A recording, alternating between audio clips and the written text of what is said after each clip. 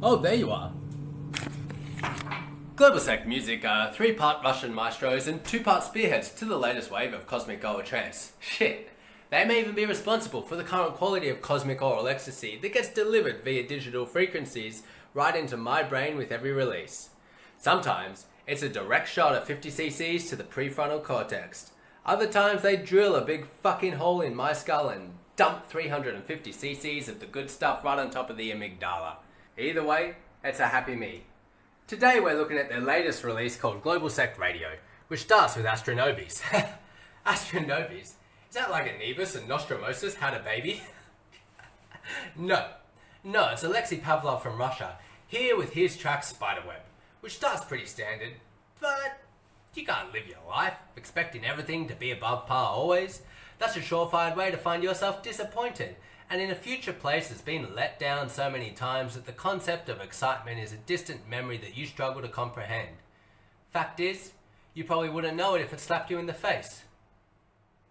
Luckily, we don't have to worry about any of that because a nice lasered melody quickly gets introduced and flies around the stratosphere of this track with seamless ease and quadratic simplicity. Later on, hints of that melody can be found hidden, but not so well hidden that I couldn't find them, among the other slick lines of lysine, glucine, tyrosine and the rest of the components. Astronobios, not a bad damn job. Up next we've got Atlantis, who you may recognise from his previously released album Cosmic Waves, also brought to you by the world of Global Sect music. Atlantis, you lucky bastard. If you had heard it, then you would know that old George handles a mantra or two pretty well, and here is no different a thing of wonder. Now, because I do have to be fair, I can say that the track doesn't get better once the mantra disappears and we go further forward into the sound art. But it doesn't get worse. I love Atlantis' shtick, so it's just nice to have another track from the guy.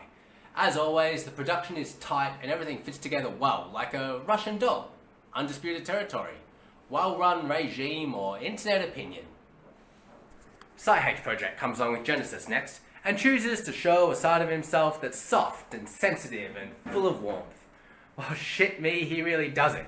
He spreads his layers all over you, not up against you rough like a kid in a nightclub that doesn't know how to dance next to you without spilling his beer all over your shoes, stepping on your laces and banging his boner against your leg. No. Caring and mindfully is the name of the game for Psy-H project. The final melody slides through the arpeggios like tungsten carbide that's just finished sintering into a complete mass.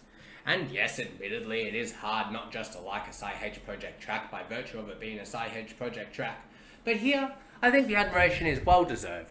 Everything is beautiful and the melodies slide through my brain like waves of blue aeroplane jelly. However, if there's one person here I'm going to be extra interested in, just because you never know where or when that person's going to show up, then it's Proxeeus. And to see him here in the cosmic wilderness of Global Sect music gets me extra interested. But you don't want to know about all of that. You just want to know, hey guy, is it a good track? And, well, I guess, yes! It's fantastic. It has all the creepy, wonderful atmospheres of his first 2 albums and all the latest skills and tricks that he brought to us in his newest album. A dynamite blast of trance into our spherical 3rd and 4th eyes. You get ground into the humanistic Frenchman's atomic grinder of psychedelic whiplashes, and before you know it, you spat out the other side wondering what the fuck just happened. Like a coq à fin, petite frère, je suis flambé au vin rouge d'aubergine. Orne Hutchinson tickles my taste buds and is more than satisfactory. A super sexy intro comes along next to get us all hot and heavy, right before a big Alienapia drop pounds a 4x4 of carbohydrates on our heads. Now you could say that just like a spooky brick, this track has a hard, creepy edge. But I wish you wouldn't. The main break of the track gives the whole thing time to grow and breathe and soar beyond the moons of Mars as ShivaOm and Alienapia do their double trouble dance. However, just like Mars at a southern axis of 50 degrees, After the Universe feels more like a space winter, while the rest of this track feels like a nice temperate Martian spring. What I'm trying to say is that the track unfortunately doesn't blow me away, and it's just an entree for what's coming our way.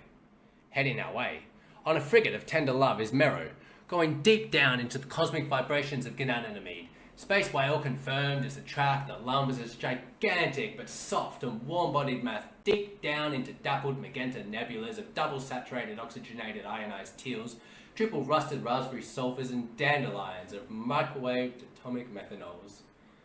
If I was in the business of giving out awards, I'd commend this track most listenable. Its hypnotic beauty and silky funk-layered freshness makes it a go-to for that track that I want to listen to over and over again. It uses a simplicity in its melody that you might have expected to hear from someone like Man with No Name, but now can learn to expect from the underwater-inspired Maestro Mero. Not a proton is out of place, nor a bubble of sound exists to not enjoy. Bravado. Wow, sure is getting late. In fact, must be midnight. A Medium project's here to bring it to us. Now, he's had his big boy pants on for a while now, but I wouldn't say. He's given us that definitive track to put on the Best of Cosmic Trance compilation due for release in 14 years. Well, damn, that's gonna change right now. Midnight is a track that grows and parries and switches strategy like a chess grandmaster and attacks its way forward with the en passant of all en passants to the kingdom of gold treasures. The holes that this track tears in the Lindsay Shepherd ring are utterly irreparable, and despite all of that, the relentlessness, the fact that there's probably not even a break in the whole thing, the guy still has the courtesy to give us a nice little outro. It's a favourite from the artist and the compilation itself. Now, if you were interested in what a guy on an internet forum once said about Astrancer, well, that guy said that he was probably the new school god, and perhaps he still is. Let's have a listen to his track and find out for ourselves. Alright, don't worry about it, I'll just tell you, maybe I'll tell you. Let's move right along. The track is long and hypnotic, another one that warrants finding multiple occasions over long periods of times to listen to it, so that it can be inspected and dissected, deconstructed, dismembered, piece by piece, until I can find something about it that I don't like. So I can pick that thing up and I can wave it around and I can tell everyone I know that I don't like that thing. I guess what I'm trying to say is that Ain Soph is a pretty neat track and another one I find myself pressing play on regularly. But, if someone was going to say, hey guy, can you please be completely honest with me? Well, I'd have to say, alright, I had my eye on Medium Project's remix of Precession of the Universe by Psy-H project for the entire lead up to this release. In fact, when I first got my little minions on it, I didn't even listen to the other tracks at first, it was straight to number 9, baby. And how was it? It was okay. It had that Medium Project flair, but it wasn't the ejaculation of ecstasy that you would have expected from this combination of artistry. It goes from pretty good to almost amazing until the spirit of the final melody, the one I love so much, gets hidden deep in the other layers of the track, and thus a perfect love child is not able to be birthed. It's hard to know what went wrong. Maybe Medium Project shouldn't have split the bill. Maybe Psy-H Project should have made better eye contact and stopped staring at the waitress's legs all night. Or perhaps the lubrication wasn't water-based. One thing's for sure, and that's that the magical conception of a perfect first date surely wasn't there. Now that's not to say it wasn't a bad track. The beginning of it was super sexy and has this grindy nature to it that the original doesn't have. It's just when you put two people like this together, your expectations sort of... Wait a minute. Did someone say something about expectations earlier?